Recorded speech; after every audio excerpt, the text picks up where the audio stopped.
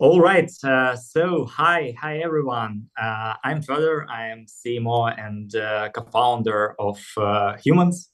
We're building a pitching platform that helps fundable Web3 companies run their fundraising campaigns. So today, together with Remedy by Hexens, we're holding this Pre-ETH Denver pitching event. It's an event where crypto founders can pitch to multiple investors before ETHDenver starts. And investors can discover future Web3, hopefully future Web3 unicorns. So yeah, today we have an amazing lineup of great investors. It's Fabric VC, it's Gummy Cryptos, it's Big Brain Holdings, Consensus Mesh, and many other great funds. I know that some of you are watching us live, so thanks for doing it. Before we jump right into it, let me share our deal flow channel called Probably Nothing. So it's a place where founders can pitch to multiple VCs and investors can discover the unicorns again. So you can just scan the QR code right on your screen and join our channel right away. The last thing before we start, I really want to say thanks to our partners who helps us to organize these demo days. It's Remedy by Hexens, a unified security platform that's revealing true industry potential through the ultimate Web3 security ecosystem. So thank you so much, guys, for supporting us. And I encourage you all to go at air.xyz and check out Remedy. Small favor before we start, we'd love to see your faces. So please turn on the cameras. I think that it'll make our experience more enjoyable. All right. Before we start, founders, you have 5 minutes for the pitching. And a quick tip for today's judges, during or after the pitch, you can show a raised hand emoji if you'd like to share feedback or ask any questions. We do love tricky ones as well. And if you'd like to if you like the pitch, please just show a red heart emoji. And of course, we'll also provide calendar links and the pitch decks of our today's startups into the chat, so you can discover them right during the event or right after it. All right, I think that's it. So let's get to the roast. The first we have Soulbound. It's a network across the gaming ecosystem to allow gamers to build their reputation and earn the rewards through exciting and new opportunities. So guys, the stage is yours. Just go ahead. Hi, everyone. Can everyone hear me? Okay. Yeah.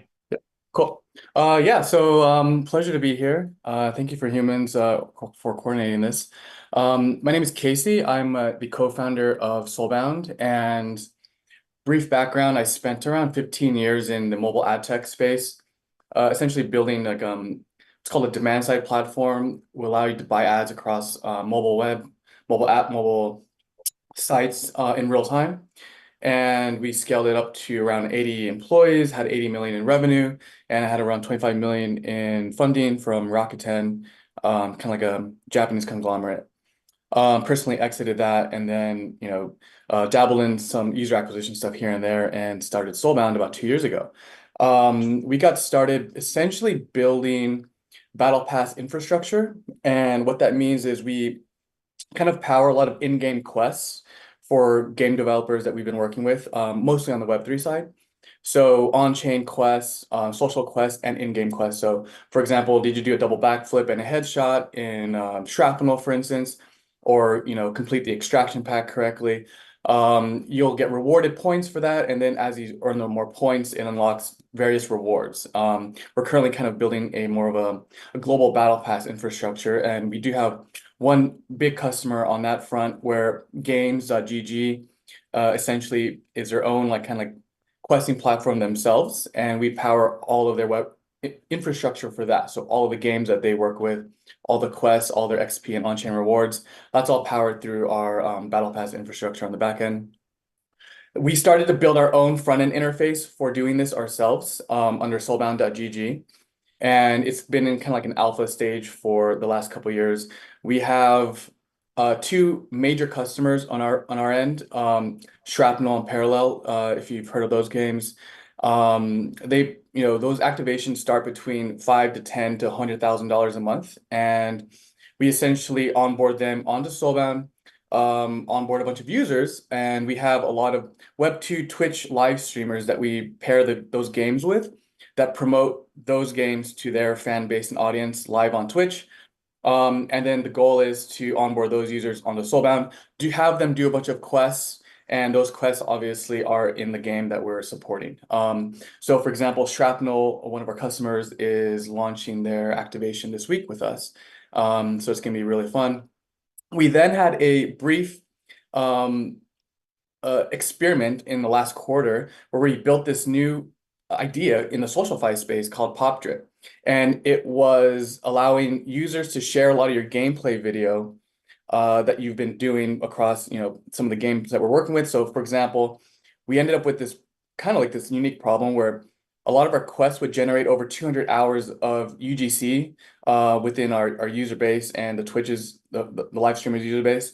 And we weren't sharing it around anywhere. So kind of just like lived on Twitch and YouTube, and we wanted to create a way to kind of like distribute that. And so we built Pop Drip as like a fun brain experiment over about 3 months. Have around 3,000 users just on that platform. And you could turn your NFTs into stickers, and you slap these stickers on top of posts. It's kind of like this quirky little experiment. We decided recently to merge both of these platforms together. And this is what you're seeing here. We'll launch this new combined product in about 1 month. So you'll have all your in-game quests, any quests you can follow different users, and of course, our Twitch integration where you can share your live stream videos and everyone can earn stickers and achievements as you complete these quests with all of our game partners and slap them on posts. So really kind of quirky, fun social experiment, but we've learned a lot over the last 2 years by working with all of our game partners. And the goal is, just merging this all into one, and we'll be doing a token launch upcoming in April. So we're just been fine-tuning all those details and started a new private round specifically, to have a successful token launch and yeah, go from there. So I'm not sure how many minutes I have left, but You have 39 seconds. oh, okay, great. So yeah, we are doing a refresh right now of the brand, and we are obviously killing the Pop Drip platform, but it's all being integrated now into one ecosystem. And yeah, we can go from there. Any questions? Oh, last tidbit is we'll be launching a sticker marketplace. So all NFTs will be sticker form, and users could either sell your own NFTs as stickers that people can use to slap on different posts, or B, we'll be inviting a lot of sticker and art NFT digital artists to create sticker packs and exclusive packs on the Soulbound platform, and anyone can sell stickers at this point. You won't. So if you see like a Clone X or Doodles here or something, you're not selling the actual underlying NFT. It's just a sticker form, so you can sell it for like $1, $2 each, and that'll be one of the utility use cases for our Soulbound token. Awesome, Casey. Thank you so much for this incredible pitch. Yeah, dear judges, any questions? I don't have questions, but I'd love to just dig in right into Roastville, if that's okay. Sure. Yeah. So let me do this, right? Which is that honestly, this was 100 times better than I expected. And so I would say I'm interested. But I would say don't pitch like this guy. So basically, how did this exceed my expectations? So let me tell you how many of these I've seen. Like, first of all, so I've seen maybe 100, right? So like, I think that the pitch itself, I think the thing you have to appreciate is since we're driving up into the application level, or at least adjacent to the application level, right? The number of identical pitches are very, very high. So right now, investors are seeing many, many, many, many, many identical pitches, right? I would say that where you got me was basically in terms of thesis around this class of product, of which we've seen many, is it's really hits driven, right? So I'll tell you where you got me is you got me with parallel and shrapnel.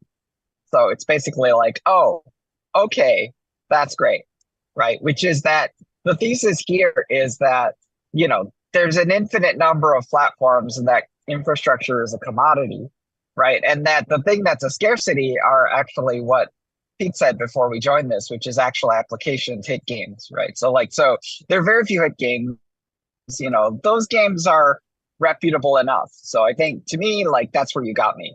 The reason why I want to kind of roast is the thing I didn't like that your pitch seemed very structureless. Like you did, like you eventually got around to the points that I wanted to hear, but I feel like your slides did not help you at all. Like to me, like I'm a stickler for the 10 slide Sequoia pitch deck format. The beating heart of this problem, solution, product, right? And so I feel like you didn't have slides that were called problem, solution, product. You kind of like got to those topics in this very roundabout way. I did get an impression of product from like screenshots and things, which I think, so I think it was okay. But I would say that like, if there's any take home lesson from this for the other people watching is, pitching is a fairly structured activity, and, following the formats and being kind of adherent to the investor expectations gives a much better impression because of the formalism of pitching, right? So that when someone pitches in a way that's maybe a little more structured, investors think, oh, this person knows this game well, and they know how to do it, right? Whereas, in a sense, my impression of this was, this is a good entrepreneur with a good company.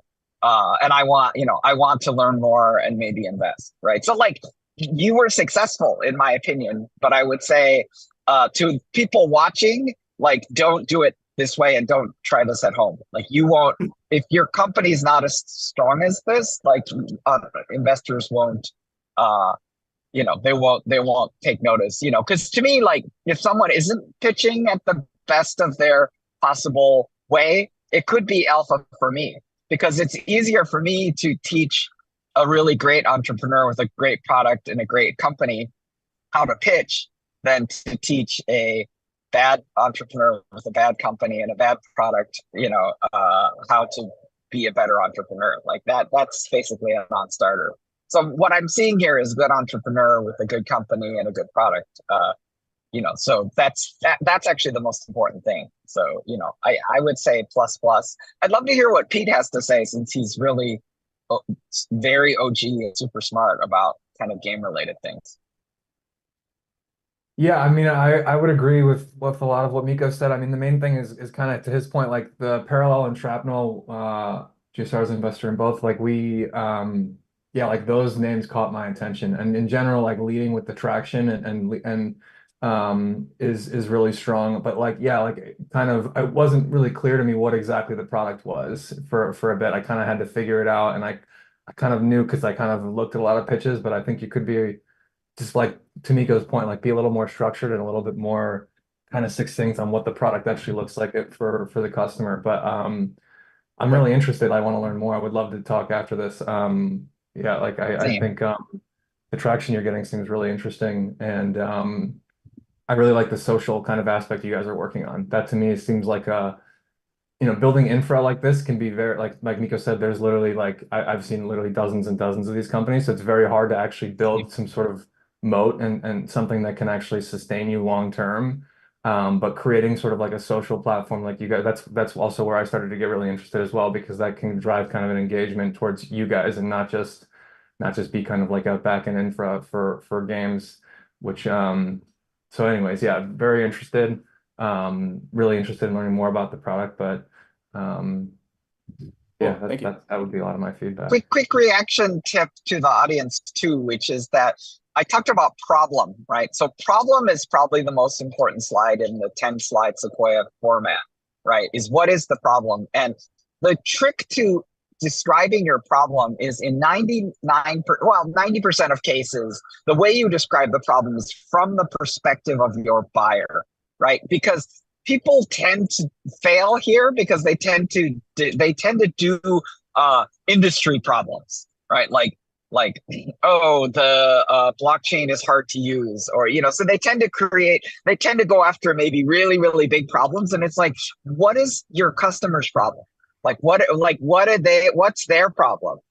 So that will help ground you. And so if you describe that problem, for example, in this pitch, maybe the problem is something like uh these Web3 games aren't able to get access to Web2 audiences, which are much larger, and we're bringing Twitch streamers to them that will give them that ability, and they have money to pay, right? So that's a problem definition where it's like, okay, I can relate to that. And so I think if you go to that quickly, then people will be like, okay, I understand what you're doing, who you're doing it for, and why they're paying you. So those are the other thing that you skipped is business model, but you only had 6 minutes, so like I don't blame you at all. Okay. Thanks. Got it.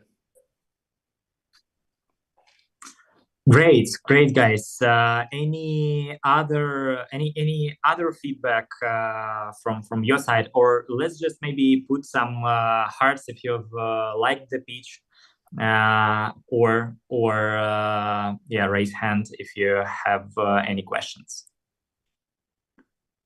Nice. I see that you're supporting. It's really great.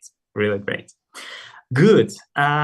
Yeah, let us move forward to the next startup. Kuve, the stage is yours.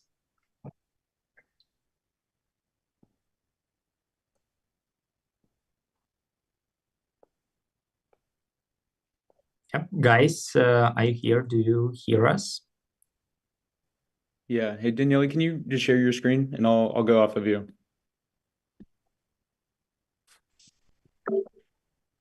All right. Hey, everybody. I'm Andrew. I'm the CEO of Cuvée Collective. My co-founder Daniele is just going to share his screen, and we'll toggle through it together.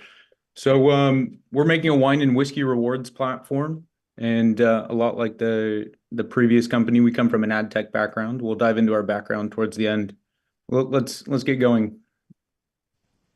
The problem we're solving is that wine and whiskey is a heavily counterfeited industry. So wine does over 500 billion a year in sales, and whiskey does over 100 billion.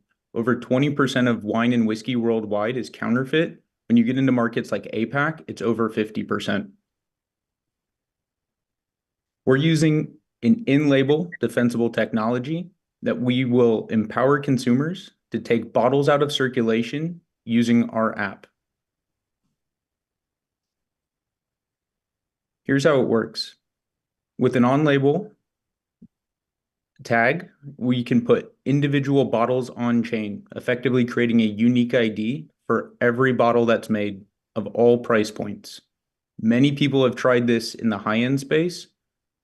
Our unit economics are going to allow this to do for any price point of bottle. When bottles go to market and bottles are purchased, consumers can use our app to take those bottles out of circulation, preventing the counterfeit. Consumers can taste, track in app, and then earn currencies for tracking any bottle. The 3 ways consumers can earn with our system is they can earn a token if it's a tagged and verified partner bottle. They can use a hard currency if it's just a partner bottle that's untagged. And then they can also earn a soft currency for any bottle anywhere in the world. So all bottles that are wine or whiskey are eligible in our app, regardless if we've partnered with the brand or not. But the brands that we've partnered with pay higher rewards or cashback mechanics. Today, consumers are using the Cuvée app to make reservations at wineries. This is the back end of our infrastructure. We have an API layer that's connected directly to wine brands. Over time, you can also use our currencies to order directly from the wineries themselves. Brands are just now starting to get consumer insights and downstream sales events from our infrastructure. Consumers track what they try. Brands pay out rewards and currency. Why now? Blockchains have stabilized. Compression technology has gotten so great that we could put billions of bottles on chain with affordable unit economics. This did not exist before. Also, our bottle tags are less than a cent per bottle. Last year, we did 900K. We'll do over $2 million.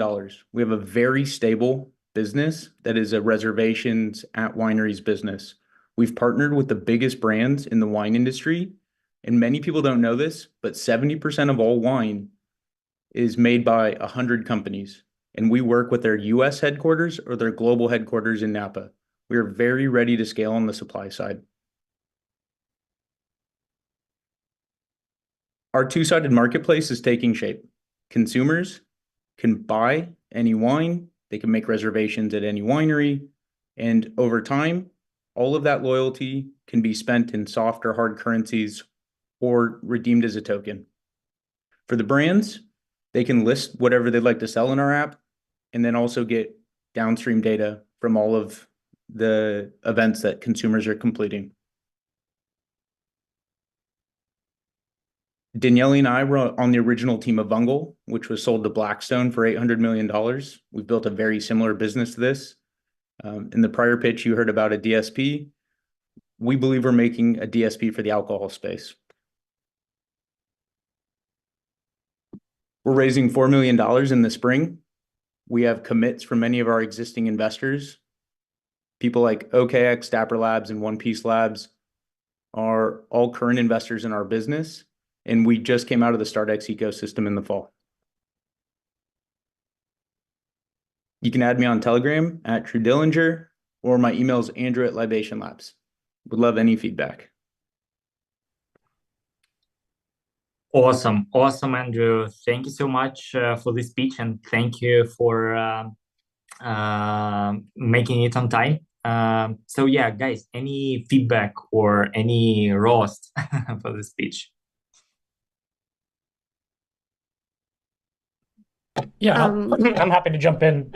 Initial impressions from my end was that kind of lacked a narrative in the pitch, the style itself. It felt like you were reading off the slides. So a lot of words on slides that were being repeated. I think in terms of style of pitching, the deck should be kind of reserved for graphics and narrative, and you can kind of talk to the points on the slide. I think that would be helpful. I also think the missing context on the pre-existing business would have been helpful upfront because that seemed unclear. As you mentioned, you had this traction, but that was on the reservation side of the business. So understanding how those things intertwine would have been helpful in the pitch. In addition, I think there are a few claims you made that were not as strongly backed as I would have liked them to be. So, for example, a few times on unit economics, you said we have strong unit economics, but without kind of real data behind that, that doesn't really mean anything to someone hearing a pitch. So, yeah, those are a few points that came to mind. Okay, thank you. Just a quick comment. That was Daniel from my team, Google Crypto, just so you all know. Nice. Guys, anything else? Any other feedback on the pitch, or maybe some questions in case you're interested? Andrew, I would say, I mean, you got me excited. I'm a big wine drinker. I love, and I love doing my research and knowing what I'm drinking. But tell me, what's your biggest headache? What's what worries you at this point? Where do you think you have, especially with the two-sided marketplace, what do you think is the side that you would see the biggest risk? It's taken us a little over a year to get enough traction with brands because we have to send a critical mass of demand. We realized that you could impact a brand's income the most by bringing consumers in through reservations, which is our pre-existing business. And by solving there, we're now getting brands to go further afield and work with us on-chain testing with bottles and other component parts that they wouldn't have touched if we weren't bringing them the reservations. So I think it's taken us a little bit of time to, quote unquote, like cold start our two-sided marketplace. What's really exciting back on unit economics is that we could put bottles on chain for sub-cent. And when you work with people like the Gallo wine family, who makes 40% of all the wine in America, something like that is very affordable for any $2, $3, $4, $5 bottle. And when you look at further marketplaces, places like China, where brands have never sent their wine because they're afraid it's going to get counterfeit, I think that's where we're really excited. We're going to open up some new trade routes. Valentina, you're muted. Is the brand taking on that cost of, adding or putting this on the label, or is that you? Yeah, great question. The brands are paying us because, and anytime any of these are scanned, all of that data is going back from our APIs back to them. So it's effectively closing the loop on their CRM. Okay. So they're, for the first time ever, getting downstream sales events for bottles. Right now, brands only know what retailers sold their wine, and now we're getting all the way down to the consumer level, so driving that DTC. Understood. Great.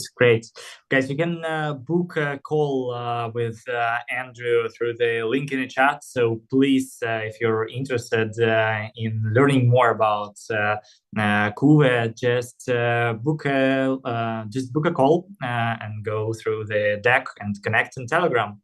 And of course, don't forget to put your red hearts if you liked this speech. And we're moving forward to Ample. Kenny is building an application layer protocol focused on building intellectual property and media rails of the future. So yeah, Kenny, the stage is yours. Go ahead. Cool. Thank you so much. Gonna make sure you all can hear me first. Yeah. Good. Awesome. Cool. I'm gonna share my screen and keep it moving.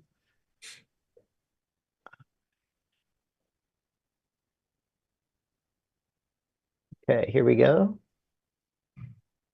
All right, cool. We got full screen. Everybody can see me, hear me. Awesome. Cool. So yeah, everybody, yeah, quickly. Again, I'm Kenny Johns. I'm with Ample, and I see a couple of familiar faces out there. How you doing again? Hoping to connect at ETHDenver. Yeah, what we're doing is decentralizing the $2.8 trillion media, entertainment, and creator economies globally. We're basically creating infrastructure that currently doesn't exist to fix a whole world of fragmented legacy infrastructure that definitely does not work the way that it should. But yeah, again, we're application layer. So basically, we're creating the gateways and hubs for everybody to use our tooling easily and distribute tokenized intellectual property and their media to all streaming platforms. So across chains to different marketplaces and all through different streaming platforms to really capture that maximum value, exposure, and monetization possibilities for enterprise brands as well as creators. Cool. Next, just a quick intro of like who we are again. I've worked for National Geographic, Discovery Channel. I previously scaled up a production company, marketing agency. And basically, I know all these problems intimately. I've played music, I've distributed. So I'm very well versed. I basically have the majority of the domain expertise. Raj is our blockchain dev. He's launched Near NFTs, Solana NFTs, EVMs. So he helps us with all that. Him and I met at a hacker house about 2 years ago, have a great rapport. Josh crushes everything on the legal side because obviously brands and creators want to have compliant launches, as compliant as possible. And Manuel is our full stack dev as well. So then we have a stack of music and film advisors that help us out. So yeah, we've all been in the space. We know the problem that we're solving, and we've been around for well over a year. So we're obviously passionate about fixing this problem. So this is a very basic visual of everything that we're doing and everybody that we're kind of connecting. So we'll start with the creators, owners, brands, and distributors. They get to launch from our platform using our tools, and then we will build the bridges and infrastructures so that their tokenized IP actually goes to multiple streaming places and marketplaces across chains, and then streaming platforms, right? We handle the settlements, the payments, the split payments, the royalties, rights, all that kind of stuff. And then we also connect them with streaming audiences, and then that we create the possibility for collectors, fans, and financiers to engage all in the same platform. And then also, obviously, we have community and network engagement as well. So really, we're basically connecting all the different participants in intellectual property and media to really maximize, again, that exposure and the value capture for brands and creators. Cool. And then growth market and size opportunity. I'll quickly touch on this. I just want to also point out that a lot of what we're building can be used just for general tokenized intellectual property. We didn't include that because I think right now our main focus is obviously media creator economies.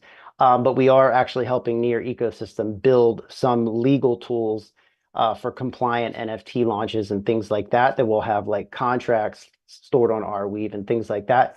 But yeah, there's just a massive opportunity here with tokenized IP. Very similar to kind of like real world assets. Clients and projected users. Right now, we have an alpha platform that's live. We're going through our security audits and are about to launch. We have about 25 creators that we have about 2.7 million followers. They've got a ton of streams in 50 countries. We just landed a big enterprise client with billions of views and millions of subscribers. And they're like a legacy platform, but it's Caracol TV, one of the top 3 brands, enterprise kind of networks in the LATAM region. And yeah, so we're pretty excited to launch with them. But based on our estimates, we're looking at about 500,000 users with about $100 average spend. We did about 3,000 user surveys to get to that number. I'll unpack a little bit more of that on like calls because I know we're running on time here. And then our go-to-market strategy is pretty straightforward. We're just going to continue to sign on professional creators. We're looking for about 20,000 plus user followers, so we can really capture a decent amount of revenue from those networks and really kind of create like flywheel effects. But basically those kind of independent creators, as well as the enterprise brands like Caracol that want to get into Web3, will help them do all that. So the next place that we're really looking for partnerships are AI creator tool brands for creator provenance. There's a whole reason for that, way too much to get into in this short pitch. But basically, AI creator tools, media outlets, streaming networks, et cetera. Those are the kinds of people that we're looking for. And then obviously we do like ads, quests, social campaigns, et cetera. But basically that's about it. Yeah. Oh yeah, no, that's it. I was just going to say, yep, I know we're at time. So I just wanted to quickly, again, we're fixing the infrastructure. Here's a QR code for all our links, and happy to get roasted, hear questions. Let me jump in real quick and say, I'll tell you what I really liked, and in a contrast to the previous one, which was related to sort of the alcohol industry, right? Which is that I very much talk about something I borrowed from Sun Tzu's Art of War, which is what I call heaven and earth. Great book. Right. And heaven is, so heaven is like really the biggest possible picture, and earth is really the minute of like tactical execution. right? So I think the thing I liked about what you did as opposed to the previous one is that your heaven was good because you were basically like $2 trillion market size, right? So in a sense, like the problem with the earlier one that I felt like, okay, here's a domain expertise, but really as kind of an information and validation service provider for such an industry, there's kind of a limited TAM, right? So I think you counteracted that well. I would say that to me, your sequencing on the deck was all wrong, right? Which is that, if you're going to do, like, you really had a really nice mapping to Sequoia pitch deck template, which I really, really appreciated. So I love the structure. I felt like your sequencing was bad. So every single deck, every single slide in Sequoia is either heaven or earth, except a few. And I would say team is the one where it's heaven and earth. But I would say starting with team is an immediate capitulation. And if you have traction, this is from Dave McClure, founder of 500 Startups. If you have traction, start with traction, right? Like, if you start with team, you're immediately capitulating. Like team, any deck that starts with team is we don't have anything except our team. So like, don't do that. Like it sends the wrong optics, especially since you have traction. So if you have traction, start with traction, right? Immediately, because you're competing so the standard reaction of a VC to your pitch is to fall asleep. And so you need to grab them. And the best way to grab them is traction. So you just hammer straight in, right? Because traction is earth. Traction is not heaven. Traction is, this is real today. This is what we executed. This is what we have, right? And so that's a very wakeful thing. And I feel like what happened in your sequencing is that, you started with team, which is kind of capitulation, and then you kind of did market size and you did problem, but your problem statement with the 5 ecosystems is a heaven slide. It's not grounded. Like, it's sort of, here's the fully blown out version of our ecosystem, which is again heaven and its scope. So I think you have a grand scope, but I feel like the ability to communicate grand scope, I was saying 6 minutes isn't long enough, but my ideal pitch is 10 slides in 10 minutes. I think you can do 6 slides in 6 minutes, and I think you can get through all the content. So for me, I think what was missing was that you need to ground faster. Like, you need to be like, this is what's real. This is the traction, and then because all the heaven slides, like things like company mission, things like market size, those are all 6-second slides. So like, I would spend 6 seconds on like, look, big market, right? Big company mission, big ambition, right? And then, but I would just move on, to things that are much more grounded, things like business model, which people confuse. So a lot of entrepreneurs are like, business model is heaven. It's like, business model is not heaven. Business model is earth, grounded, who's paying what for what. So like, so I feel like you need more grounding. So that's my feedback. Okay. Thanks. I appreciate it. Good. Any other notes. feedback? I have a question from the deck. I know Miko's a big fan of decentralization, but I wonder, like, launching a DAO and then letting enabling decentralized governance as early as like maybe Q4 of this year seems like kind of an ambitious roadmap. I'm just kind of curious, like, why you think that's going to, like, ultimately lead to like optimal, like, growth for you guys, and why you think that's a necessary component here this early? I think you're just asking mostly about the DAO. Yeah, to kind of put your that concern, or address that concern. I think when we're talking about launching the DAO will take years to get right. Like I don't think you can launch a DAO that's going to manage all of this, that's really meant to be managed by the DAO, and in a quick time. I think what we will do is actually launch it and get it started and actually have it functional.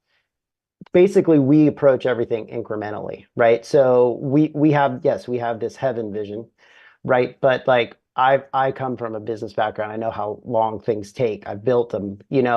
It's like, we're basically going to launch incrementally, and eventually we'll be there. But yeah, the DAO for sure, we can at least get started this year.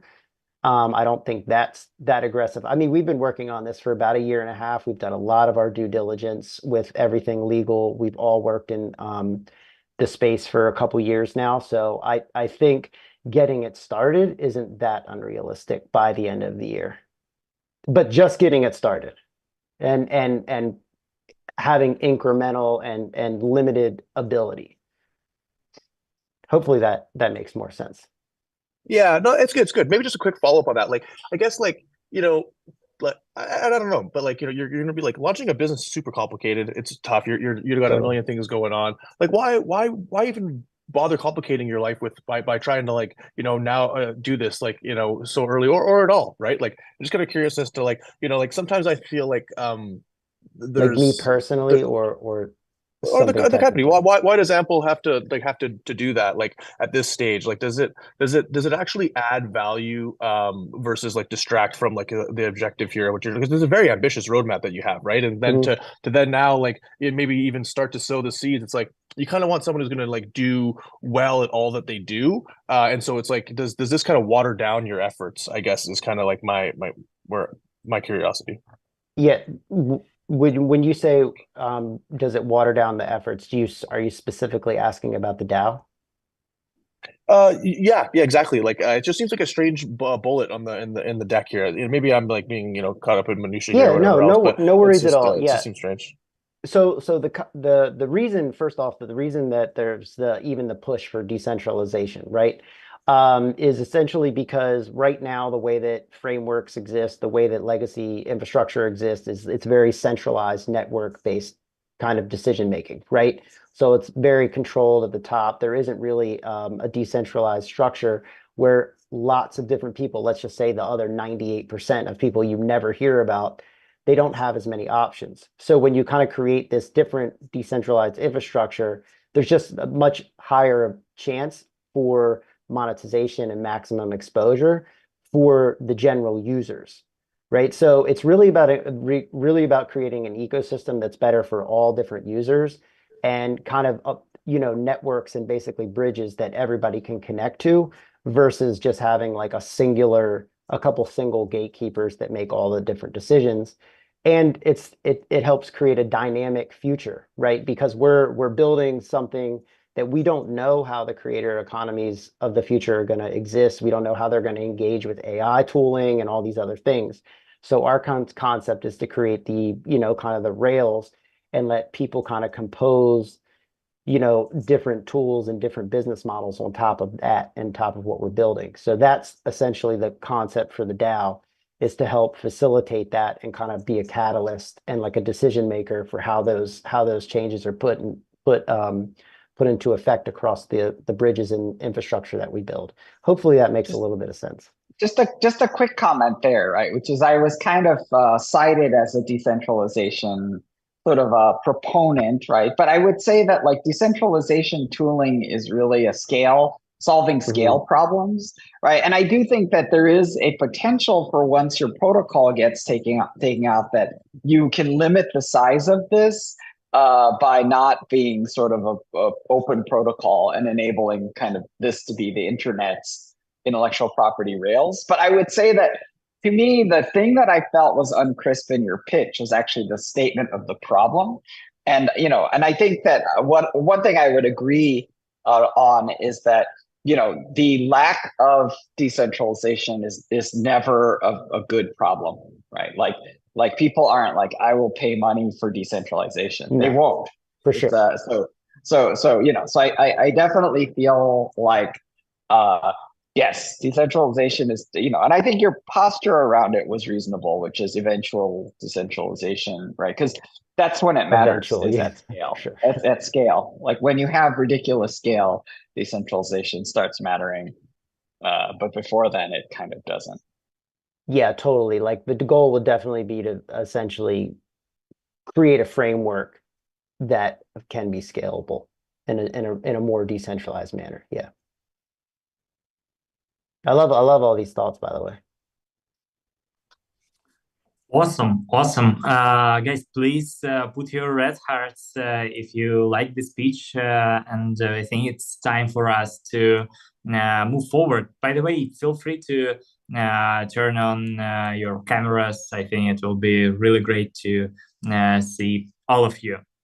Thank you so much, dear judges, for all these valuable comments, and thank you so much, founders, for pitching. We're moving forward to ETHEAD.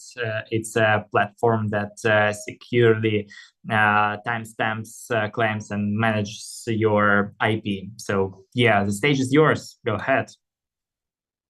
Hi there, everyone. Nice to meet you all.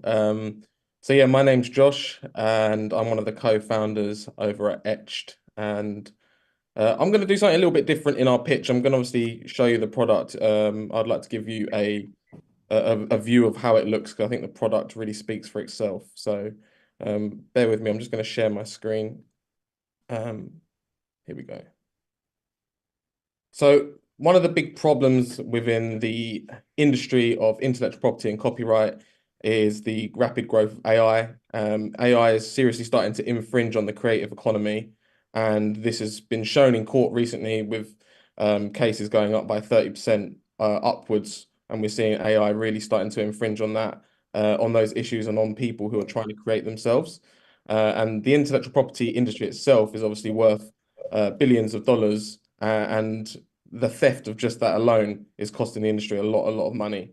So having something that can prove and manage and track ownership of intellectual property and copyright is something that the industry is really calling out for.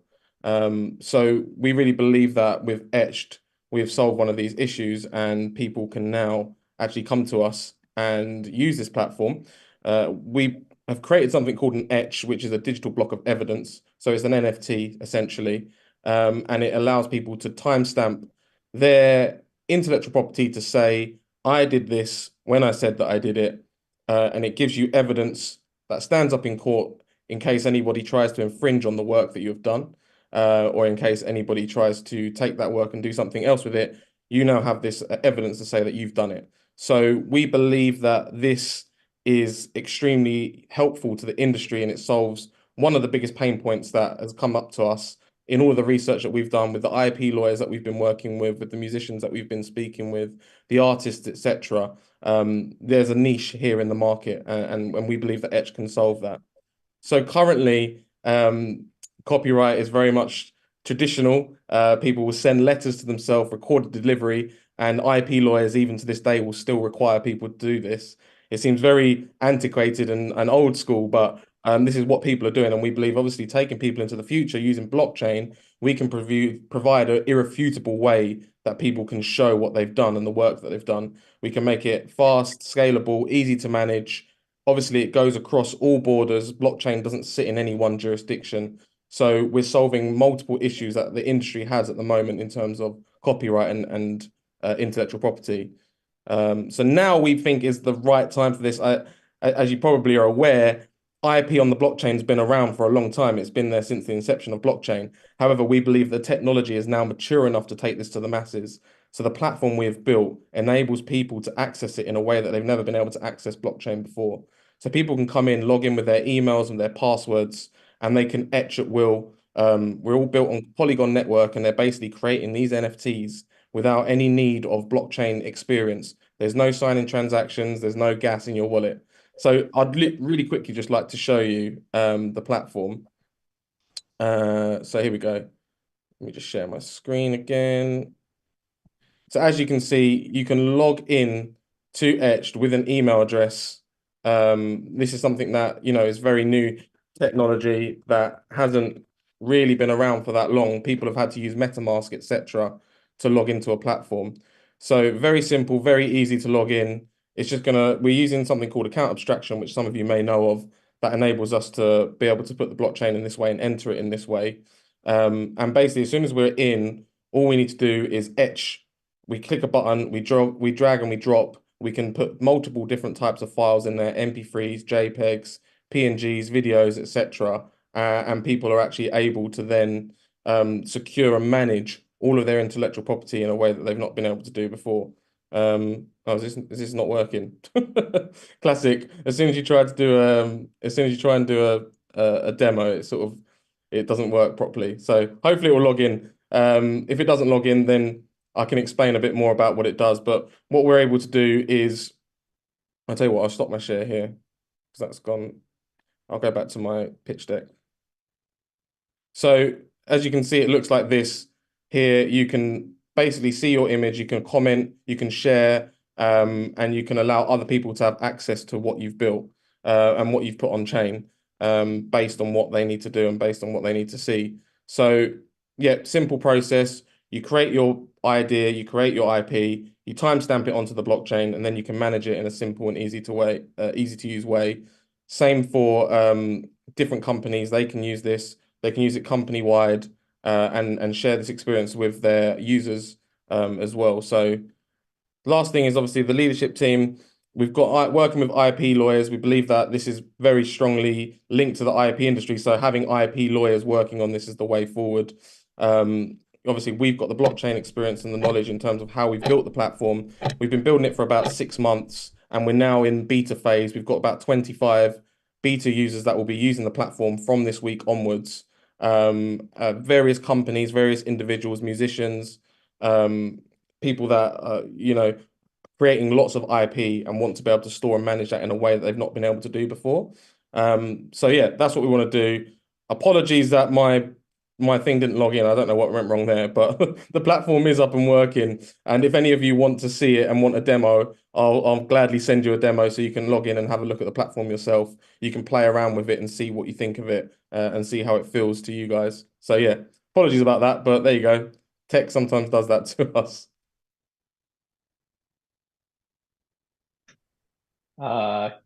Quick feedback. Obviously, you did recognize sort of the sore spot, which is the demo. Obviously don't attempt it if there might be an issue, but I would say this, right, which is that was kind of your opener. And I think, obviously, you understood the risk reward, and you acknowledged it at the end, which is fine. But I would say that, like, to me,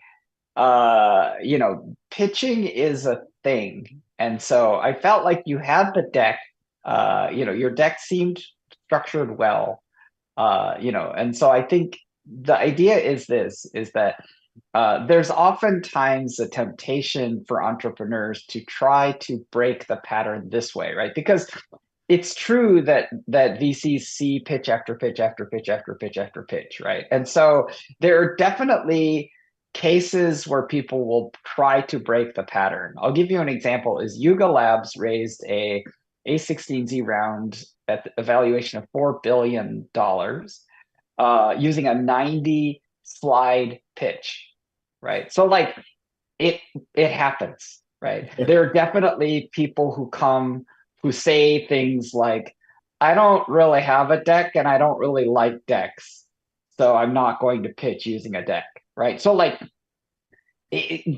entrepreneurs are pattern breaking, and so I'm not going to say this never works, but I am going to say that it's a lot of the pitching process has to do with first passing a filter where the VC is thinking, does this person know kind of how this is done, right? So in a sense, to me, I would rather have someone may be different along the lines of things like traction, of like, okay, like that's how you stand out, is like, look, see traction, right? Which is a very rare and wonderful thing. So, so I guess that's my, obviously you acknowledged it at the end that the demo didn't quite work, and that's kind of problematic. There's two types of demos, by the way. There's demos that are conceptual, that are like, understand this amazingness, and then there's the type of demo where it's like, it actually works, right? So the it actually works type of demo is like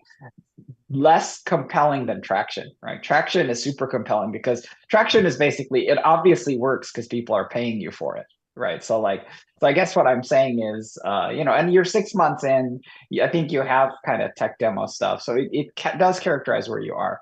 But that's my those are my thoughts and comments. Yeah, no, I appreciate that. Maybe it was a little bit ambitious to try and get the demo in there as well in a 5-minute pitch. It does normally work. I don't know what went wrong, but there you go. It is what it is. But thanks for the feedback, for sure. Take that on board. No worries, Josh. It was a great pitch, honestly, and please don't worry about the demo. You can just send it to the chat, for example, a demo video. Guys, do you have any other feedbacks, any other thoughts, or maybe you are interested in Josh product? Good. Okay, let us move forward. You can always book a call with Josh in the chat. So yeah, just feel free to book a call via Calendly or just DM Josh in Telegram if you're interested. And yeah, we're moving forward. The next one is Żarta. It's a financial hub for NFT gaming, leveraging its novel DeFi primitive to enable simulation as renting and lending of NFTs. So, guys, the stage is yours. Hello, can you hear me? Yeah. So, first of all, sorry for my voice. I have a very big flu, so I got this small side effect to give a bit of a flavor to this presentation. So I'm going to share my screen. Are you able to see? Yeah. So I'm Nuno. Nice to meet you all. I'm one of the co-founders of Żarta, and we are building the financial hub of gaming. Why we are focusing on this space? Because the metaverse and the gaming industry for digital assets, it's huge. It's very hard to predict what's the top line of all of this. Citibank predicted $10 trillion just for this industry in the next 10 years. And I think it becomes quite obvious when we see things like Vision Pro that we are going to spend way more time in the digital field, and we are going to need digital assets that are native, that exist, that we can transact with our peers, that we can monetize on a proper way. So I have a drill, and this is a drill. It's not pun intended, but it's a drill, a real world drill. A drill is one of the worst things that you can buy. Why?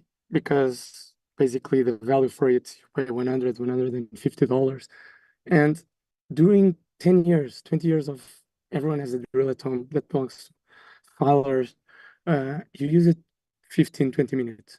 A drill is designed to like 10 hours of life cycle of usage in continuous.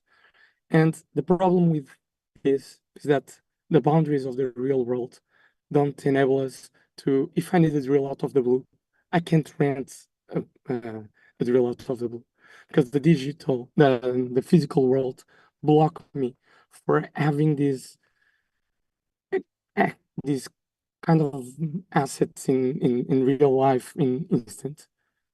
The NFT market, it's very different. We have here, it's a coda. It's an asset from the Yuga Labs Legend of the Mar game. And it has value. It has a usage of 5,000 hours. I can use it if I'm a real pro user. But if I'm not a user of the game, if I don't understand the asset, the usage that I will have, it will be worse than a drill. It will be zero. And so this doesn't make sense. And it's possible to monetize and to digital unlock the liquidity of these kind of assets. And so that's what we have take as a mission, to create a solution that is composable, that enable for a proper monetization of the digital assets so that we can power the gaming ecosystems and the metaverse ecosystem in the future with proper and real life applications that can create value. And so we are now launching our V3 the next weeks, and it's a new financial primitive. We have a wrapper that goes around NFT.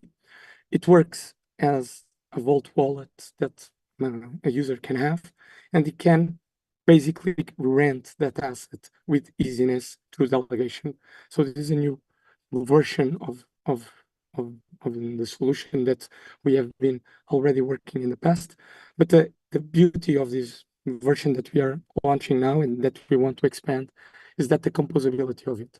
By creating a vault that is at the same time NFT, it becomes fully composable with all the financial tools from the NFT financial space. Lending, swaps, options, ape staking, and whatever. Everyone can build using our primitive on the baseline.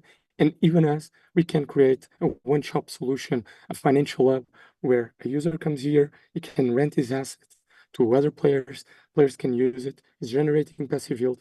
At the same time, you can integrate with the lending solution and they can unlock funds so they can leverage or doing whatever he wants with those funds for other opportunities.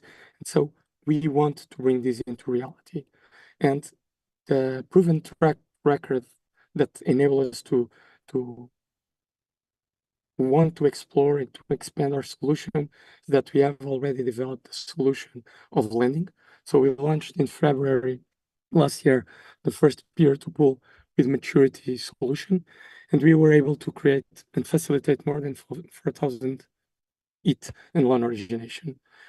NFTs had a downturn of almost 90%, and our solution was based on a full non-custodial solution using a price prediction model and a set of business rules that enable us to create passive income of 13.6% for the lenders of the space.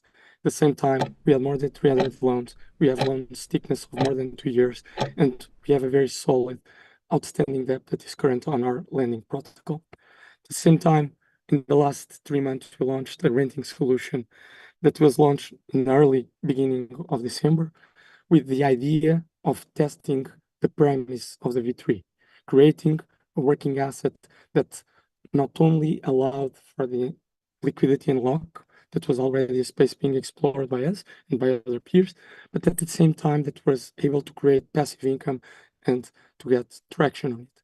And since we launched, we have more than 1,000 rentals, 100,000 hours of rental, and we have 150 coders, 2 of them mega coders. So we have already inside of the renting protocol a TVL of 800 ETH. All this explosion, it was based on, and in these last 2 months, it was based on the fact that we catered a solution that was fully driven to the community with a very strong effort on UX UI, creating a solution that was only 2 or 3 clicks away of renting a code and being able to use it in game. And we have also a very big willingness to pay from the community itself. The GMV being transacted in our marketplace already goes on above 150K. And so the combined products that we have created more than Sorry to interrupt. We have to speed up. we have 6 million. I'm just finishing. We have 6 million in TVL spots in our protocol, like right now. Okay, and you can see that the renting solution it gives a flavor and exploded traction on our protocol, and so we see that the combined solution it will go and make us go into the next frontiers. We have raised $4.3 million in seed round with Greenfield, Shilling, Possible, and other players from the NFT space like Spaceship DAO, Uniwhales DAO. I'm one of the founders. I was the head of blockchain at Accenture in Portugal. Diogo was the head of blockchain at Mercedes-Benz. And we are both from the class of 2016 in crypto. Pedro is one of our best friends and is the other co-founder. He was a senior project manager at Ovion, that's one of the biggest pharmaceutical companies in the world. And we have a very solid team of 15 people with senior leadership. We have multiple audits back, and we are going to kickstart fundraising in the near future. That's the reason why I wanted to get roasted today to understand if this pitch makes sense. Last and not least, we also received the Portuguese Central Bank Tech Prize with regulatory guidance, a very big grant and operations guidance. Thank you so much, and feel free to contact me and to follow up, and happy to be here. Great, Nung. Thank you so much for this speech, and please get well soon. Guys, if you have any comments, just go ahead. I would have loved to have seen a competitive landscape and mapping relative to competitors. Obviously, this is a somewhat crowded space, so would love to have understood your differentiating, your core differentiators. So that comes to mind. Yeah, Yeah. indeed, I have an extended version that has that information, but I think it makes sense. Right? That's very good feedback. Just to give you a flavor on the lending space, we are on the top 10 platforms of lending, one of the most stable outstanding debt. On the renting space, we are at the moment top players on TVL. In 2 months, we outperformed all the players that were already in the space, a bit because of all the lessons that we bring from the past from the lending space. That's great. I hope you feel better soon. I also had the flu like a week ago, so I'm really empathizing with you. It took me out for like a week, so kind of amazing that you're doing this right now. But yeah, I think on the pitch itself, it was pretty good. I think kind of to some of the earlier points on some of the pitches we looked at, I think leading with traction is always good when you have traction. So just the order of things I think is always great. On the competitive dynamics, I understand it's only a short pitch, but I think, yeah, again, like the more competitive your space is, the more companies there are, the more important it is to kind of address that. Because this is a space where I've seen, again, dozens of like lending and option and derivative platforms. And it's not just kind of other competitors that are new like you guys, but I think the other thing that we've seen in crypto, not just in the NFT space, but kind of more broadly, is like bigger projects starting to kind of move out horizontally, like Uniswap or like Jupiter starting to do more and more, right? So like what happens if Blur wants to move into this market, or what happens if Tensor wants to move into lending and derivatives? I think like that might be a little bit much for maybe a short pitch like this, but that's like, for as someone who's looked at a lot of these pitches, like that's kind of the big question for me, is like, how do you compete with when Blur, which is now making their own L2 and they're going to have all this liquidity, sort of what's the strategy to kind of keep yourself differentiated? And there's a lot of answers to that, but overall, like the pitch and kind of impressive to see the traction. And yeah, hope you get better soon.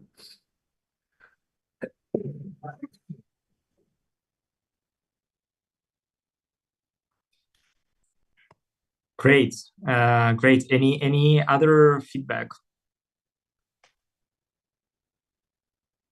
Good. Okay, let us just move forward, guys. Please put your red hearts if you like the speech. And we have 3 pitches left, so please let's move forward. And next we have Nexity Network. Guys, the stage is yours. Yeah, thank you very much for having me. Nice to meet you. Let me share my screen. Can you see it? Okay, so we started Nexity Network back in 2021 by designing an ecosystem around the concept of blockchain-enabled circular supply chains. At that time, we were very focused on onboarding a small group of pilot users to make sure that we create the products based on their needs. And that was very easy because we have a lot of background in the B2B space, supply chain space. And now with our flagship product within our ecosystem, we navigate simultaneously 3 growing markets. We have real-world assets tokenization. We also have e-procurement and B2B fintech.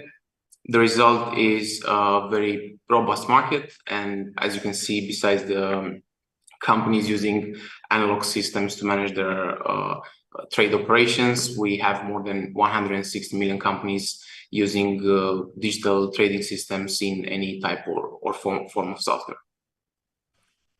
From the problem perspective, we consider that the trend landscape is pretty large and complex, characterized by things like centralization, inefficiencies. We also found fragmented operations along the entire supply chain, and activities like traditional sourcing, buying, and paying are very slow, unclear, and also expensive. So we think the market needs new ways to do business, and that's exactly why we've built TradeFi to connect and automate critical trade processes through a blockchain infrastructure, thus enabling businesses of all sizes to navigate the global marketplace with a bit more ease and confidence. The platform architecture is simple. We just have three flows: ProWrite for contracts and signatures, Deal Maker for order lifecycle, and MultiPay as a multi-layer payment system, of course, where we have from Circle to 13 European banks currently integrated natively. By leveraging our team's 2 decades of supply chain expertise, we were able to establish a customer base across 5 industries. We currently have automotive, food and beverage, construction, business services, and retail as well.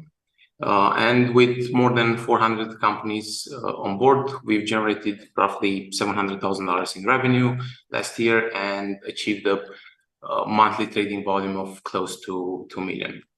Our platform enables the trade of a wide range of products, including car components, spare parts, different raw materials, protective equipment, and services such as logistics, software development, and any cleaning, any service that a company needs.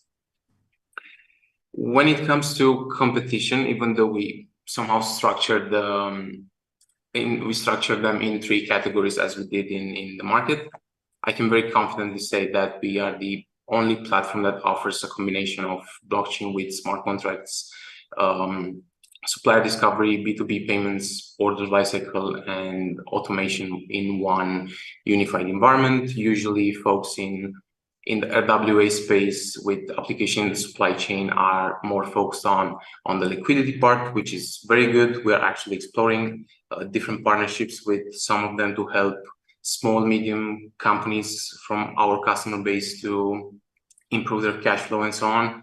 But we are not really in a direct competition. At the same time, those that are working in a blockchain procurement space, because the majority of them did not start it from the customer, they fail to reach product market fit.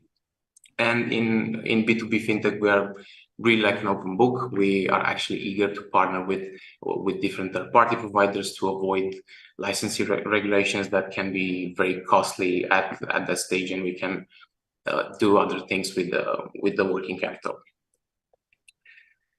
To sustain our operational activity, we have a mix between charging fees per transactions, and we also have a flexible and modular subscription model that allows our customers to control the number of orders they want to purchase in a month, and also the number of companies users. By 2026, we've forecasted around 10,000 paying customers, which will generate a whopping 15.6 million in annual recurring revenue.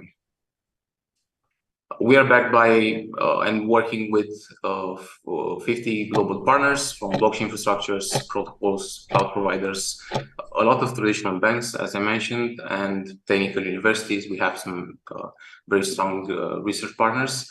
And we've been through more than 10 startup programs from Polygon, Chainlink, Google for Startups as well, banking programs. They are somehow connected. And we are going to some conferences. The next one is Money Motion. We are among the 7 finalists there. And our team is formed by professionals with expertise in Web3, primarily supply chain, the majority of them sales, finance, but also legal and other important things for any startup. And we consider that this diverse background, coupled with a very different cultural approach, as we consider ourselves a global team, really help us to understand the complexities of the global trade and to deliver innovative solutions for our customers, of course. For the current round, we are in the process of raising 2 million at 13.2 pre-money valuation, and the investment will fuel our exponential growth, accelerate our competitive position in the market, and penetrate large opportunity sectors as well. So that's it. I'm looking forward to your feedback, and thank you again for having me. Great, Katalin. Thank you so much for this speech. Dear judges, any feedback?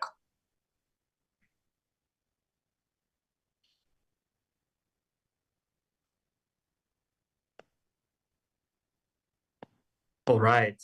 Looks like no feedback so far. Or Mika, do you have I'm anything? happy to make just a very, very brief and not that meaningful comment, right? But I think your room acoustics are not great, and so it's not helping because you're sort of forcing people to sort of have to concentrate to sort of understand the words. But maybe it might have been just my connection. But like, it might be beneficial to get an external mic or different sort of a room setup. Just my very Okay, small thank 2 you. cents. Thank you for this unexpected comment, but hope helpful. Good, good. Guys, please put hearts if you like the pitch, and we're moving forward to two last pitches we have today. So, Moment, the stage is yours. Please go ahead.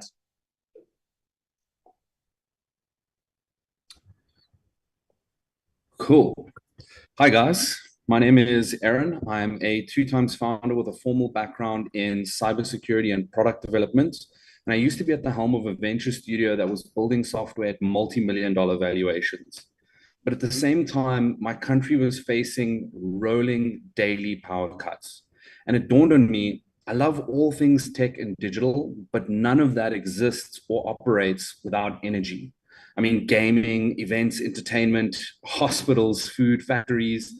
Energy is something that's driven progress and innovation. And for far too long, we've taken it for granted, particularly if you live in the first world. You likely don't think about it too much. But for more than half the world's population, they still live in the dark some or all of the time. This needs to be democratized and it needs to be sustainable. So my team and I wanted to stop building apps and start solving a massively transformative problem. And that's why we absorbed our team from the venture studio. And in January 2023, we launched a platform that allows private investors to purchase parts of renewable energy projects. These projects directly power underlying businesses like schools, factories, and farms. Just a quick side note, these are actually pictures from projects that we've done to date. So they're not just internet pictures. These are sites that are live today. And when these businesses pay their electricity bill, those incomes are automatically distributed via secure smart contracts on the blockchain back to the investors. So our businesses and communities love this because they get their own mini grid for $0 upfront. They pay per kilowatt at fair rates for electricity that finally gets delivered to them reliably. And our investors, on the other hand, love the fact that they get to support businesses in developing countries with sustainable energy for sure, but it's not a charity. They profit 12% per year on their investment, which is better than any bank account savings. And their ownership stake is completely liquid and easily tradable today in 160 jurisdictions around the world. This is a unique trademark process that nobody else has done with a digital asset in this way. The market for financing renewables is massive. South Africa is our pilot market because there's currently a massive 125% tax incentive for investors who fund solar through our digital assets. And this is because the government is supporting the privatization of the grid, specifically in renewable energy. It's a small market for sure, but it's ideal to test in because it's a trendsetter for the rest of the MENA market. So strategically, that's why we're operating there first. But ultimately, our model is globally scalable. So Africa at large is about a $140 billion market, and globally, that's a $1.5 trillion market. And because of the fact that we're using blockchain as the underlying powering technology here, our global payouts take less than 30 seconds and costs us under $3, as opposed to days or thousands of dollars if you were using traditional remittance rails, which I'm sure all of us here are familiar with. And that's even if we're splitting payments to thousands of unique individual investors. So it goes through one smart contract and is split to all of the existing investors in that project. And all of this happens through a simple to use platform that doesn't need any wallet experience with blockchain. It's a 30-second sign up and it's easy to start transacting, be that with credit, debit, mobile money, or crypto. And it's not just a cool idea. Like you saw on our cover slide, we've got significant traction. We've already reached more than 50,000 users and signed around $5.9 million in solar projects to date. Our power purchase agreements are 10 to 20 years long. And because of the long-term nature of those contracts, our sites and investors are incredibly sticky. And that also makes our forward-looking revenue prospects enormous. We're on track right now to hit break even by the end of 2025, after which we'll do a strategic Series A round. So if you want to create value and invest in the strongest real-world use case for blockchain today, I believe this is the team and the company to do it with. You don't have to take my word for it. We've won more awards than I have time to mention here today, and happy to jump through the merits on those. But essentially, my ask is join us. We're raising a $5 million safe note. A quarter of the round is filled already from existing investor top-ups and the selection from the MENA region's equivalent of Y Combinator called Hub 71. And we plan to reach full close before the end of this quarter. So seize the moment. Any questions?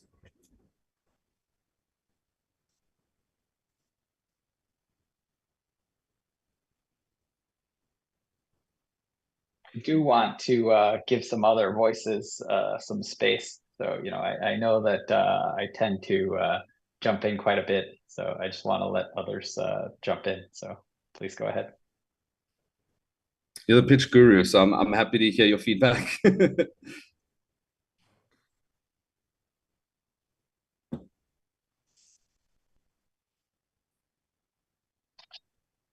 Anyone? I'm gonna jump in here. Yeah, Valentina, please do. Overall, a great job. I love the pitch, but I would say just one thing that raises a little bit of a red flag for me usually is, that I think you have great potential, but when you say, the global TAM and that you can reach the entire world, it kind of sounds a little like too much. Sure.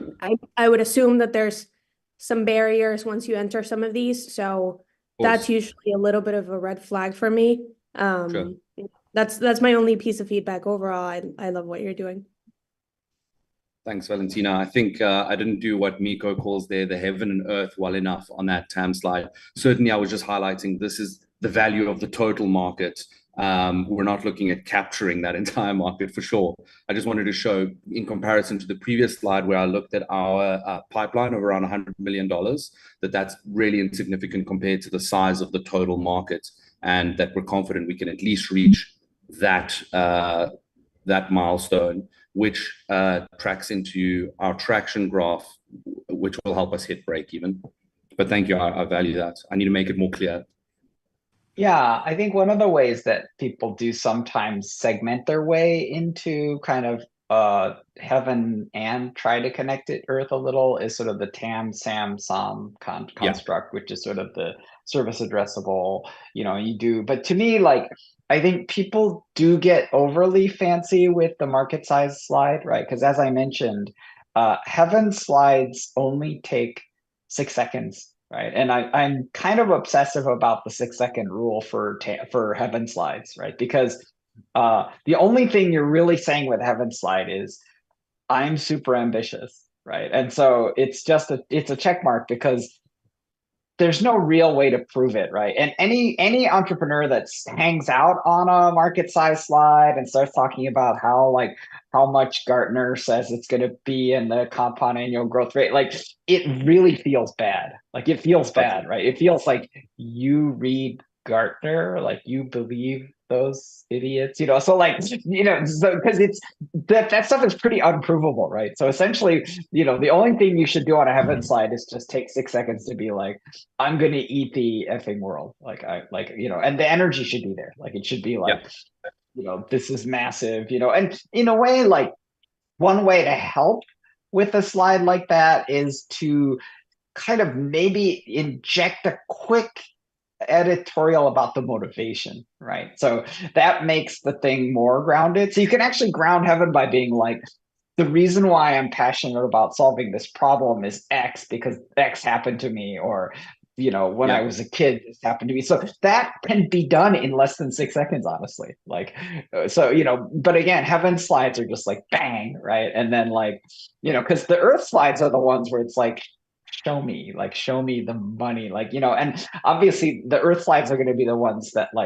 investors want to Q&A over, right? Because in a sense, like, you know, all you're doing with Heaven is just qualifying yourself. Is this person even venture scale ambition, right? Which I think you did, right? So I think it's, you know, I definitely think those are some of the tactical things that you can do around Heaven, you know, and very Gotcha. few slides are kind of mixed, right? So a very often, so the only slide where I would say is a clear mix is the team slide, where the team slide is basically, when you think about Heaven, a lot of the way people represent Heaven on a team slide are like big logos, like Google, Microsoft, Apple, Stanford, MIT, right? So like that's Heaven, right? Because it's sort of, oh, the And team then is these are the heavenly, real right? guys. Yeah. Yeah. And then Earth becomes like, what did you actually deliver? You know, like what did you, so the Earth, the mix of Heaven and Earth is basically like, are these practical people? Like, are they serious people? And, you know, do they have any delivery, but also background of achievement, right? Because to me, the way achievement gets measured is Heaven and Earth, right? Which is the Heaven achievements are basically kind of brand related. Like, oh, I was at this cool place, right? But the Earth descriptions are kind of like, but what did you do? Like, what did you do there, right? And that's the kind, you know, because so that's one of the very, very, very few slides where Heaven and Earth tend to mix. I would say if you go through the 10 slide pitch deck, it's like business model is Earth, competition is Earth, market size is Heaven, mission is Heaven, right? Financials is Earth, right? Team is the one place where they kind of blend together and mix, Yeah. right? But I would say in general, it's going. And the point is when you do this, right? When like the most classic opener is problem solution product, right? And so problem solution product, problem is generally a kind of earthy, and then solution is generally heavenly, and then product is earthy. Generally, there's really cool, more advanced techniques where you start flipping this around. But I Big would say takeaway that for me that's the is to most move. classic. That's the most classic, because what you do is you say the problem is X and it's Earth because it's like, here's the actual pain that the actual buyer is experiencing, right? And the more laser you can be about the problem being a pain that someone's willing to pay to fix, that's the stronger problem, right? And then solution is, we have a platform, right? So the solution is kind of like, we have a really universal way of solving this for a lot of different people. And then product is, and here's the killer application. Like the product is like, here's the instance of the thing that has broken through and is now being purchased, right? Because then if you have, because for example, if you look at Heaven and Earth in the context of like Amazon was like, we have an e-commerce bookstore, right? That's product. The product is the bookstore, right? The platform is AWS, but if you go back to the origins of the Amazon pitch, they didn't even pitch AWS. They weren't even like, we have AWS. It's like, it wasn't even, in fact, it wasn't even, they didn't even plan to have AWS. That happened later.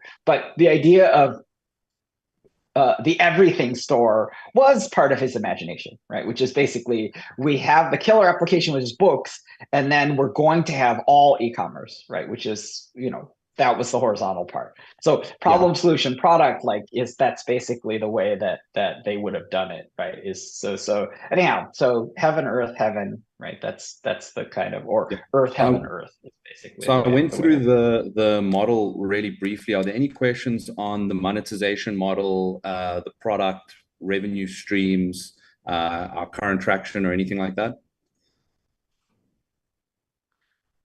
Well, just one kind of comment, kind of dovetailing off Miko's thoughts there, and then just in terms of like model, like this would be more like financial model related, like something, and maybe I'm just a stickler for this from my background or whatever else, but like the exponential revenue curve with like linear expense curve, like I know that might be what you're thinking can happen, but there's just so never rarely it works that way. So you know, I know that this is trying to, like, it's a pitch deck, so you're trying to be promotional, but like that can send red flags for some, like myself included, anyways, where it's like, well, wait a minute, is this how someone's actually thinking about their business? Where it's like, we're going to be able to, like, you know, have this you know, parabolic kind of like a revenue curve without having to incur expenses Actually, on the really wanted someone to ask us about that specifically, because that's actually not just from an assumption of inordinate hyperbolic growth.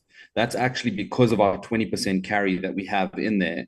So we're making really like marginal revenue streams, but these are 20-year contracts.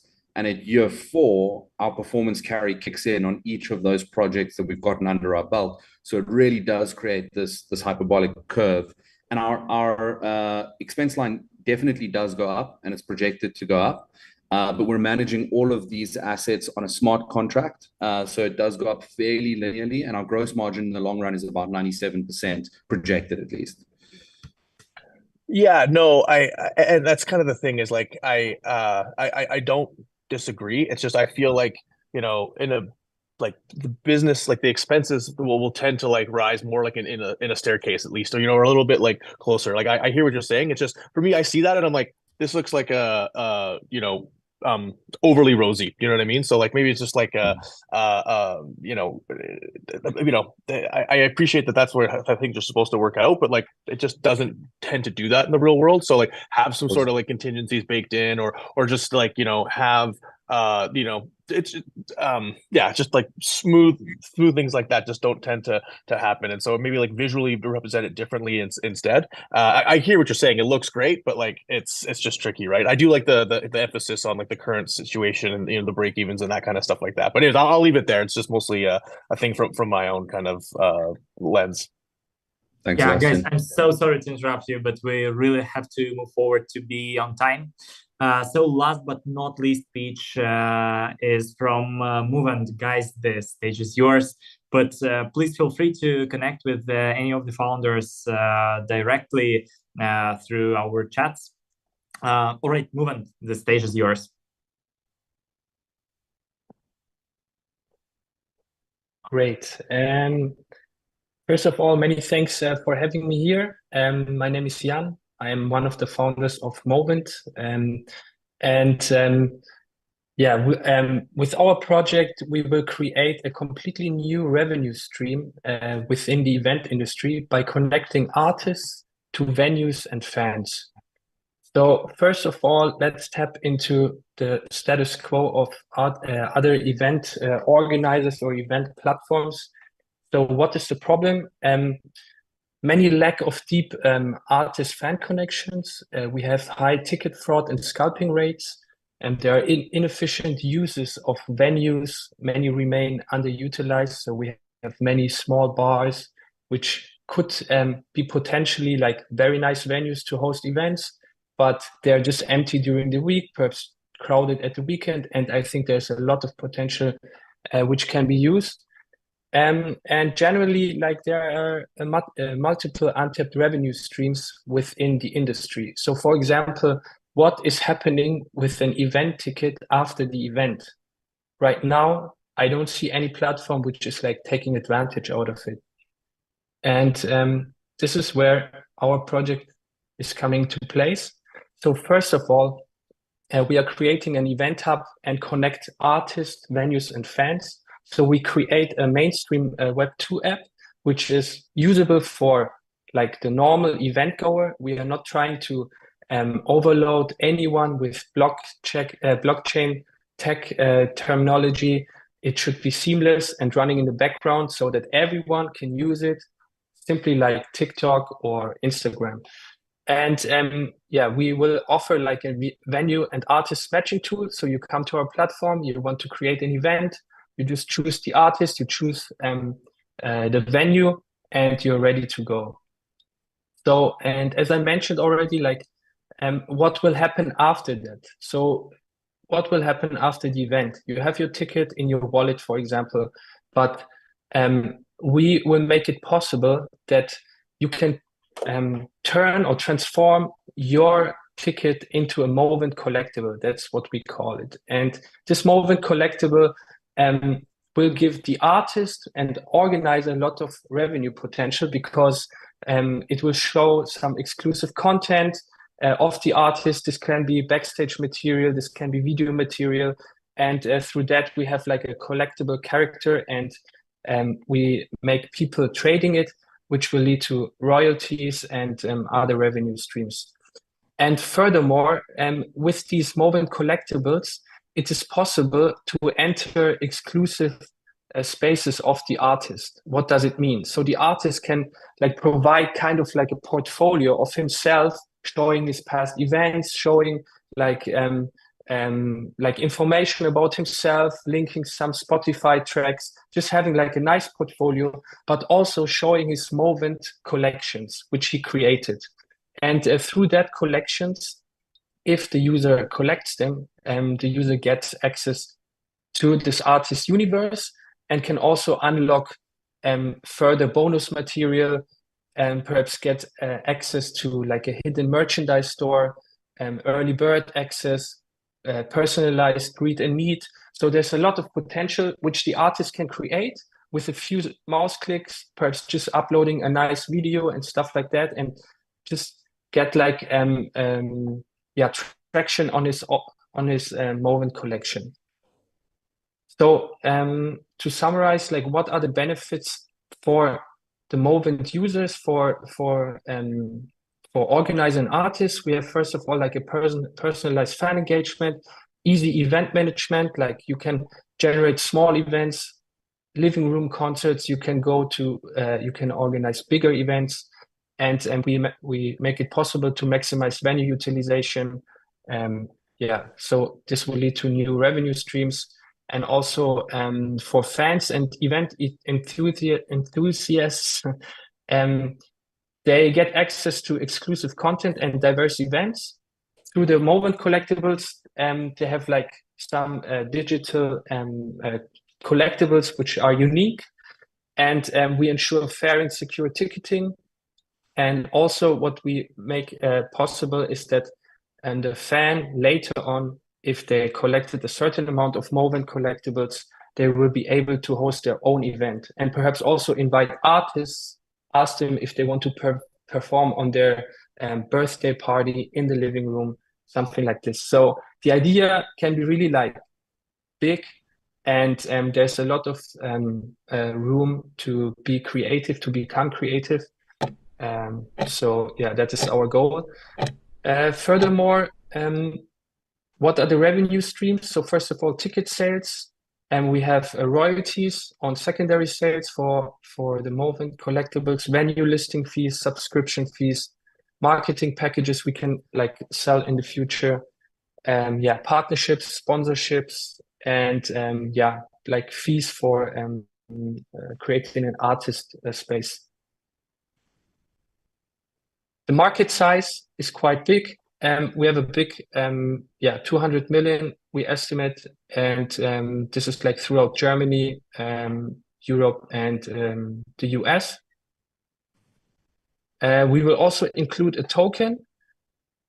First of all, as I said, like as we are building this app for a normal Web2 user, this token can be used to upgrade Movement collectibles and get access to certain areas within the platform, but it doesn't have to be. So exactly. So this token is like another benefit we gonna include into the project. So the use cases for the token are, for example, to pay the platform fees, to get a discount on these platform fees, earn rewards through engagement, buy Movement collectibles, also like getting some loyalty points, and if they want to, they can also get like special access to the artist universe. Yeah, I'm sorry to interrupt. We have to speed up a bit. Okay, sorry. So our team, we are not only like developers, we also have like a very, very strong background within the event scene. So two of our partners are coming from the event organizer scene. They have like really, really good contacts within the electronic music industry, and that is also like where we got our inspiration from. We were talking to a lot of labels, artists, and we're like trying to figure out how do we get normal people who love music into this NFT world and get all the benefits which blockchain provides. These are like, among others, some partners we are in touch right now. they are not settled yet, but we will figure this out this week. We are like right now in touch with them, so I can also give you like later on some more input regarding that. And the business model, yeah, I've like already explained the revenues. The go-to-market strategy, I think, is very necessary to explain. So what we are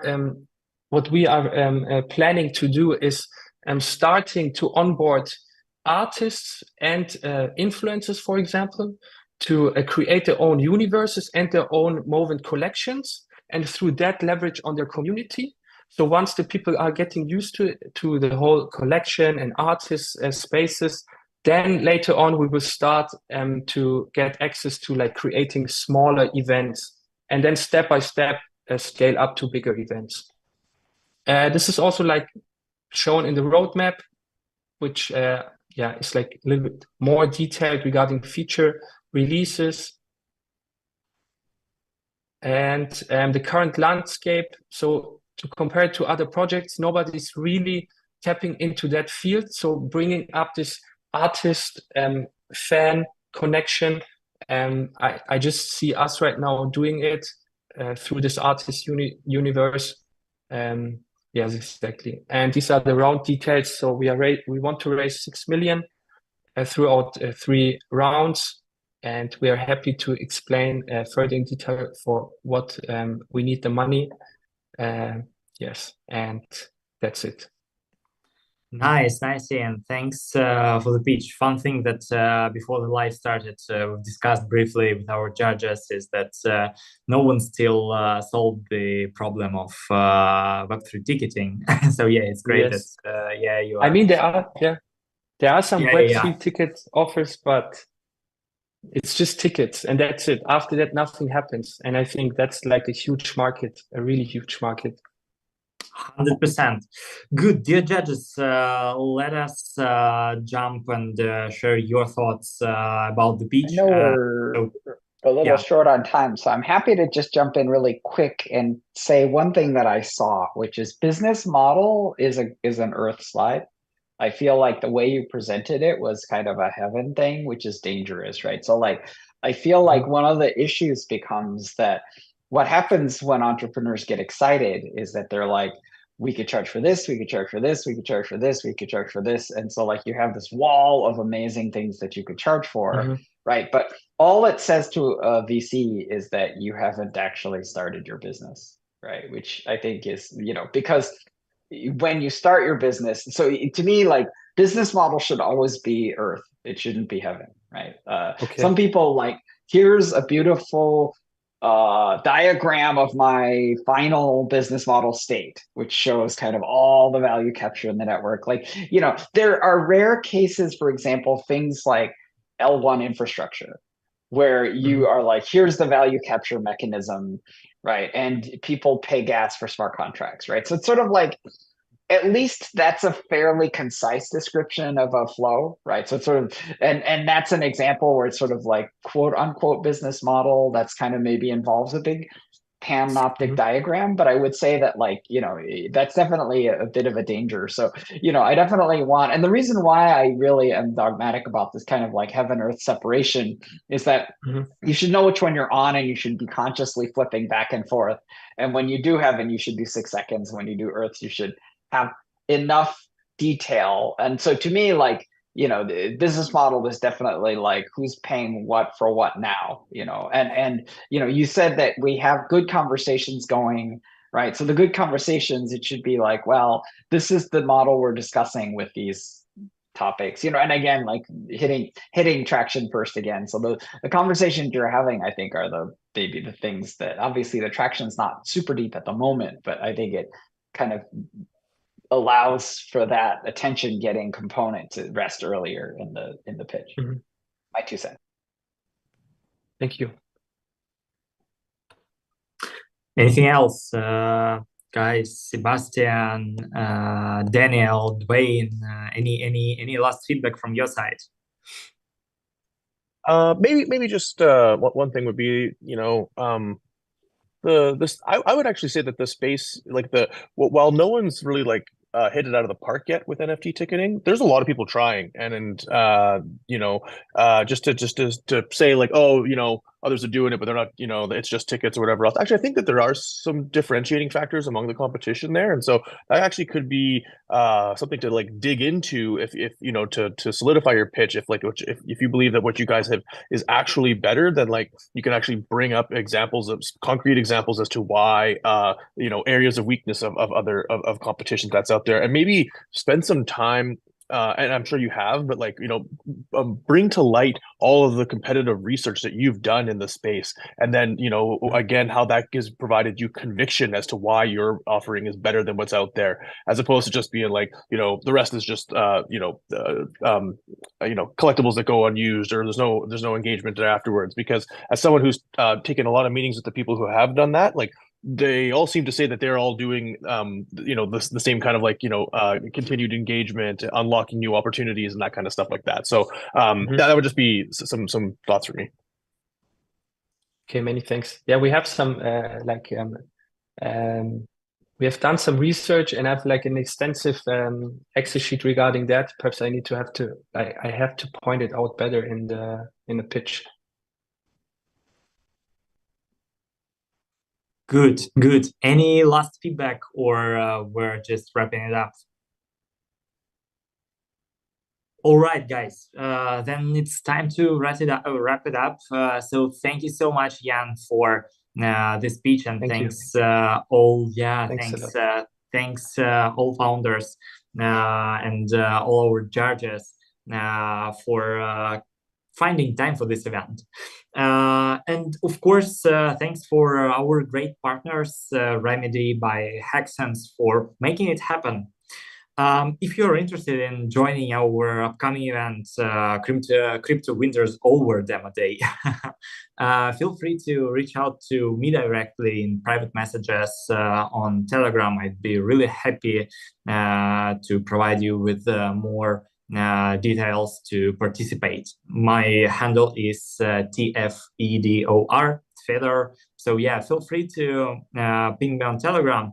And yeah, thank you so much, dear viewers, for viewing this event. Wow, we had like more than 500 people viewing us live on YouTube over all the pitch. So yeah, thank you all for joining, and see you all on the next events. So thank you, and bye.